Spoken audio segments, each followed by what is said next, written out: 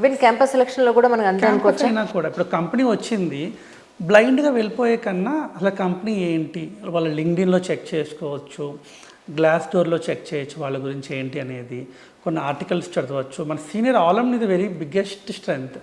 మన ఆలమ్ని ఎవరో ఒకరు చదివి ప్లేస్ అయిన వాళ్ళు ఉంటారు. వాళ్ళ నెంబర్ తీసుకొని కంపెనీ ఎలా ఉంది భయ, రోల్ ఎలా ఉంది, ఐ మీన్ వర్క్ ఎలా ఉంది కనుక్కుంటే that gives more scope. And second biggest thing ఏంటి అంటే క్యాంపస్ ప్లేస్మెంట్స్లో చాలా వరకు సెలక్షన్ అయిన తర్వాత డేట్ ఆఫ్ జాయినింగ్ వెంటనే రావట్లేదు. ఒక కంపెనీ వస్తుంది, సెలక్షన్ చేసి వెళ్ళిపోతుంది, 6 months పట్టచ్చు, 8 months పట్టచ్చు. వీళ్ళు ఏంటంటే సెలెక్ట్ అయిపోయాం కదా అని ఒక కాన్ఫిడెన్స్ తోటి they are not trying other options, దాంతో ఉండిపోతున్నారు. 8-9 months అయిన తర్వాత జాయినింగ్ రావట్లేదు, అప్పుడు దే ఆర్ రిలీజింగ్, అప్పుడు మళ్ళీ మొదటికి వస్తుంది కదా. కంపెనీ ఎలా అయితే ఒక పొజిషన్కి 4 ఇంటర్వ్యూ చేస్తుందో ఐ ఆల్వేస్ రికమెండ్ పీపుల్ నువ్వు కూడా 2-3 ఆప్షన్స్ చేతిలో పెట్టుకో, పికప్ ద బెస్ట్ వన్.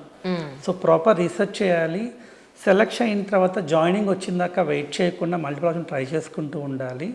అది క్యాంపస్ లెవెల్లో. ఆఫ్ క్యాంపస్ బయటకు వచ్చినంత ఏమవుతుందంటే 2 things, ఏ టెక్నాలజీ స్టాక్ మనం చూస్ చేసుకోవాలి.